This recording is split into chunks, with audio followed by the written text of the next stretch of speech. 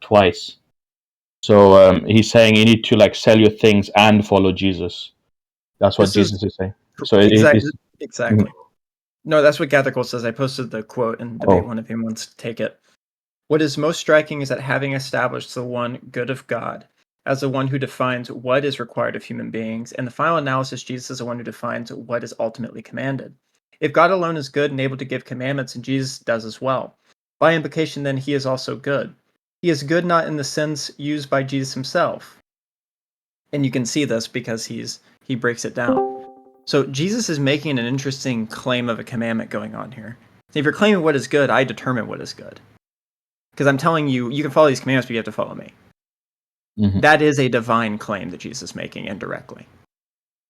Mm-hmm.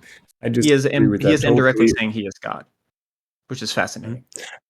Mm-hmm. I would absolutely disagree with that. I believe that every prophet and every messenger of God, with the authority of God, has the authority to tell his people to follow him, just as Moses told the Israelites to follow him out of Egypt. If they wouldn't have obeyed him, and if the people didn't obey David and didn't obey Joshua ben Nun, if they didn't obey them, they would have been blameful in the eyes of God. And indeed, they were blameful. Once they disobeyed Moses, when Moses said, "We have to conquer the Philistines now. We have to conquer the Holy Land." Now, Moses made that statement, "Follow me, we have to battle." The people refused to follow him, and thus they were punished. So the prophets, of course, Jesus already knows the commandments of God. He already knows that you cannot love money more than you love God, and more than you love the mission of God. And the prophets, once they are on earth, they are on the mission. They have literally a mission. And if you are not following the mission, you're disobeying God. And all the prophets know it, not only Jesus, who is the Messiah. I don't want to talk over anybody. If I do, let me know, because my connection is... You're not. You're doing fine. No, you're perfectly good. But Moses didn't call himself God. Jesus called himself God. He even accepted worship both in Gospels and in Revelation. I disagree with that. Totally. Evidence. I mean, where's the evidence that Jesus says? I mean, I can give you quite a few different verses of, like, Thomas, for example, saying, "My Lord and my God." I can give you the young woman that anoints Jesus in oil, which was a symbolic representation of representing the holy sacrifice of a sheep that you would give. That Jesus is a sheep to be anointed for our sins. Like, those are all God, like, divinity statements. Those are all throughout the New Testament. Those are just two examples out of probably 20, 30 you could give. Like to say where's the evidence? No offense, but, like, I understand where's the evidence of certain claims, but Islamic, when you start to say, like, Islamic Bible believer, where's the evidence of these? Dog, all you have to do is read the New Testament. It's right there. It's pretty clear cut, these different examples you can see. Yeah, so that's not a good where's the evidence. Yeah, being a sacrificial lamb, being a sheep that is to be sacrificed, this doesn't mean that the sheep is God. And in fact, none of the sacrificial sheep it very much Israel matters, because God. the sheep is supposed to be something of sacrifice. Well, here's the thing: does Yahweh like human sacrifice? Yes or no? Human sacrificing humans. Does Yahweh like human sacrifice? Yes or no? Of course not. Doesn't like it. Jesus is being anointed there by the woman as the sheep to be sacrificed for the aroma. Hang on. The reason you sacrifice a sheep and you anoint its feet and you anoint the sheep and you allow it to, I think it lived with you for like 5 or 6 days, and on the last day you kill it, right? That concept that's found is because you do that because it's a pleasing aroma, it's a pleasing thing to do for Yahweh. So unless you're saying that this woman is getting ready to anoint Jesus for the sacrificial lamb, if you're going to say it's not a divine claim, then either one of a couple things is happening. Either A, Yahweh randomly now likes like human sacrifice, which wouldn't make sense, or B, that the conclusion of when we read Daniel or read Isaiah and we view that the Messiah to come that is supposed to be for our transgressions, but also we can see as claiming something more than just a revolting, physical, aggressive, violent Messiah, but one that is ushering in a new kingdom in a peaceful manner, one to bring a sword not physically but by word to divide families, that matches up with divinity, man. Right back to, like, because that goes completely against Old Testament views, and that's why even the disciples in New Testament, they called out the girl for what she was doing anointing Jesus with this oil. They said, "What are you doing? This is blasphemous. This is wrong." And Jesus says exactly, what this woman has done is a great thing, and throughout the world, things will be told about the things that she has done today. That is a divine claim going on there. There is a divinity marker. That's a smack in the face of any Judaic interpretation you were to hold for thousands and thousands of years. That would be like, for example, if you're like a Republican in America in the West, and then like the Republicans randomly said, like, yeah, we are pro Roe v. Wade all of a sudden. Like, what? Like, that's a complete cultural shift that makes no sense, with no, like, it just almost comes out of like a vacuum. And that's what happened. I would have to disagree with the notion that God is an absolutist all the time.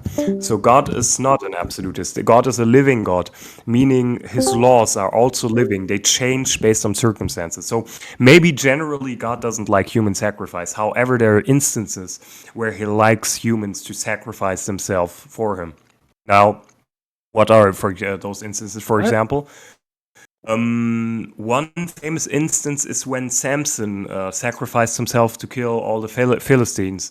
That was something that was liked by God. Or the people who fought and died as martyrs in the battles against the Philistines, where Joshua, the son of Nun, fought the pagans, and all the people they left the Israelites left alive to establish Israel. No. But Samson's is different though. You can't compare Samson like compared to Jesus. Can I There's give no way. some other Samson example? had to grant God the ability to gain his strength back because he screwed up with a woman when God granted him multiple times not to do what he did.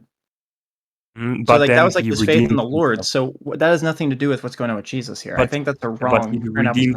But he redeemed himself with the action by sacrificing himself. So self-sacrifice is actually something good, and being a martyr is exactly the definition of that. And Jesus Christ being a sacrifice, of course, is not to be compared of the pagan human sacrifice. So what does God hate about human sacrifice? Well, first of all, death is disgusting and vile. We were not supposed to die, really. It's just a temporary state that we live in. God intends us to live on forever and never experience death again. But like in specific instances, everything can be made good. That's why God is a living God. Now, human sacrifice is mostly done by evil pagan Satanists, who did that with a very evil intention, and they unjustly killed people and sacrificed them for their false gods. And those are the things that God hates. But then what's your point? Yeah, I don't like this didn't attack my main point of talking about like Jesus's significance to the sacrificial lamb. Samson has nothing to do with the sacrificial lamb. That's the important part, because that would be considered a blasphemous act the way it was done. Yeah, I would disagree. I would say being the sacrificial lamb is exactly God's plan for Jesus. Oh, we're not disagreeing if it's God's plan. We're talking about if it's a blasphemous act or not. And if it would, and the reason why it would be blasphemy because it goes against Yahweh, because there's a divinity marker there. This would be like this would be a more ambiguous or indirect based off the direct of like Jesus going to the temple and John is saying, "You're making my father's house a temple of trade," and kicking them out, and them saying that's blasphemous. What are you saying, your father? And him saying, "I am the Son of God." We are connected. And so that was a blasphemous claim that was done. So this one's more indirect based off the direct one, like the temple, for example. Yeah, I totally disagree. I don't see the connection. I would say being a sacrifice. I need you to stop saying you disagree, and I need you to give me something instead of saying I disagree. Give me the reason why you disagree. Yeah, so never did a sacrifice was never God. God never sacrificed himself throughout the Bible. It was always it was always part of creation. It was lambs and Jesus Christ. Well, you can't use that reasoning because we're debating that topic right now. John and all the martyrs. So John the Baptist, for example, spoke the truth, knowing that he's going to get killed by evil people who are power hungry and don't want to hear the truth. And so he sacrificed himself for the truth, and God That has loves nothing to that. do with the sacrificial lamb. Yeah, but it has to do With with sacrifice. woman Being a anointing sacrifice doesn't make Jesus. you God. Well, no, because again, the sacrificial lamb was a particular religious thing that was done at a particular time because it was a sacrifice you give of a sheep to God because it was pleasing to God. It was pleasing to Yahweh. Yes. And being the sheep doesn't make you God. It's sacrificed not for. It is not God. God is not sacrificed. The lamb is If the sacrificed. sheep isn't the important part or doesn't have a cultural relevance, then why aren't people sacrificing people then for the pleasing of God and the aroma for God? No, the sheep has a very specific then why is reason. Jesus allowed to be part of the sheep then on that? Yeah, Jesus is the sheep, but why is the sheep God? God is not the sheep. Sheep is the sheep. The one that is supposed to be the shepherd, the one that is supposed to sacrifice for the sins of others, so we can see the transgressions in Isaiah. Based off what you've read in the New Testament, there isn't divinity markers there at all? Really? Absolutely not. If you are sacrificed, you are the sacrifice. You are not God. God sacrifices, and you are the sacrifice. How much have you read the New Testament? Yeah, if you the New have you and read the New Old Testament in a whole? Like all the New Testament? Have you read it? Of course. Okay, so like you're familiar with Psalm's connection to my God, why have you forsaken me, right? What do you mean? You know, you've seen that connection, right? What connection? Oh, okay. Well, I'll pull it up. Here. Because I'm just kind of baffled by this. Because I want you to understand, I didn't come from this from a theological background. I grew up as like an atheist. And so I get quite surprised, like kind of when somebody says they've read the scriptures, they've read this, and like they're just saying there's no evidence for it instead of coming up with a different interpretation. It just doesn't make sense to me. But if like, for example, the my God, why have you forsaken me? God is crying out, right? My God, why have you forsaken me? Are the things he says on the cross. Well, if you go to Psalms 22:1-2, it starts off with a psalm of David saying, my God, why have you forsaken me? Why are you so far from helping me from my words of my groaning? Oh my God, I cry by day, but you do not answer, and by night, but find no rest. And the psalm continues, the ones who follow God cry out, but never lose their trust. But the interesting part is like the connections to like they gouged my hands and feet, and that they will worship me, for dominions belong to the Lord, and he rules over nations. Because the ending of Psalms says that the death of suffering of the Messiah will lead to all the ends of the earth shall remember and turn to the Lord, and all the families of the nations and Gentiles shall worship before him. Well, who brought the Jews and the Gentiles together? That was Jesus. And so it follows that that's the one that is to be worshipped, which we can see historically. And for dominion belongs to the Lord, and he rules over all nations. This is why, and this is also where we see with the New Testament, where Mark says with the centurion, truly this man is the Son of God. When I think it's Atticus, I believe was the centurion that was talking. But yeah, like you have these connections there, and I think the calming of the storm is even more of a direct one. I don't think you could answer this one personally. Yeah, I absolutely see that David in Psalms quoted a man who is seeking out the help of God, or whose heart is attached to God and wants to lay all his grief and trust into God. And Jesus did exactly that by quoting David, showing that he is a servant of God, a worshipper of God, a slave of God. Jesus is a slave and a servant of God who has a connection to God, just as David had, and he was prophesied in Psalms. Right, but how do you reconcile the ending of Psalms, though? That all the ends of the earth shall remember and turn to the Lord, and all the families of the nations, which is not just Israelite nations, but also Gentiles, shall worship before him. For dominion belongs to the Lord, and he rules over the nations. If we put that in historical context, the only person that where Gentiles and Jews were allowed to be brought together in the same camp was Christianity, and that was Jesus. So how do you reconcile that one? That's in Psalms. Yeah, Jesus brought all the people together, but for what reason did they bring him to? Did he bring the people together to worship God, not him, not Jesus? But the problem, but like you can't have it both ways, because these are the same verses that say that in order to know the Father, you have to know me. If you don't know me, you don't know the Father. Yes, of course. If you don't know Jesus, you cannot know the Father 100%. Jeremiah. So if the one to worship is the one who brings the Jews and the Gentiles together. And Jesus is the one that is seemingly allowed to be worshipped throughout the New Testament. And he brings the Jews and Gentiles together. What is the logical conclusion from that?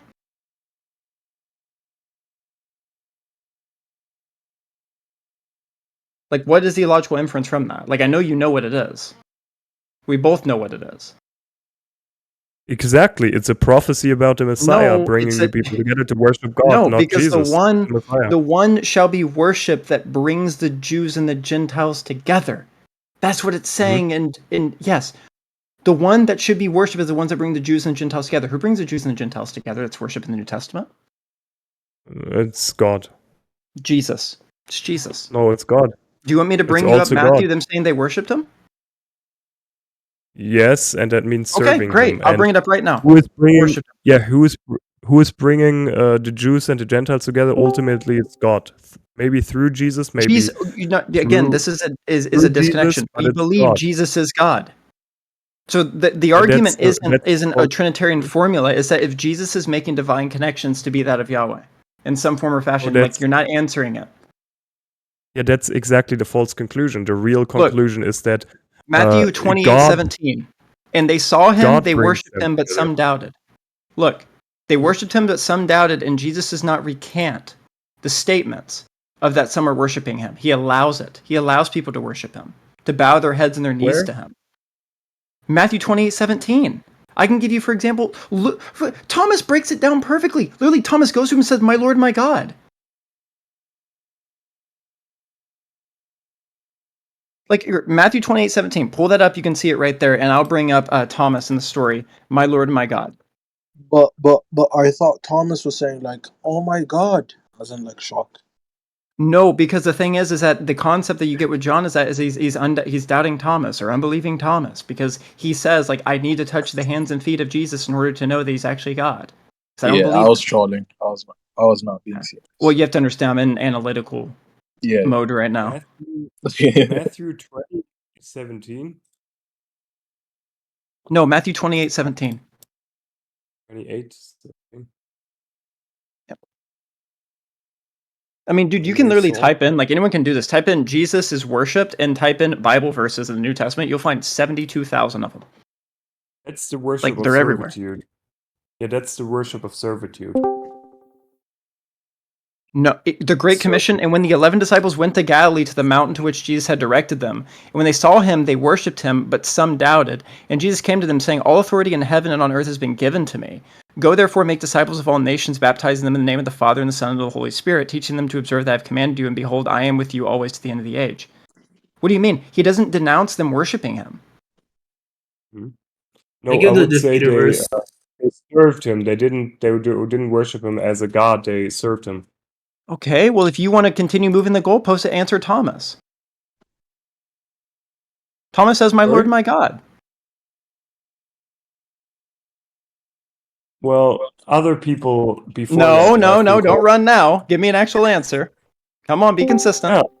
Yeah. Other people have been called God before, but I would say Thomas didn't mean Jesus. He it's just a catchphrase. It's just a phrase towards God. Can you prove the catchphrase in an exegetical manner instead of just saying so?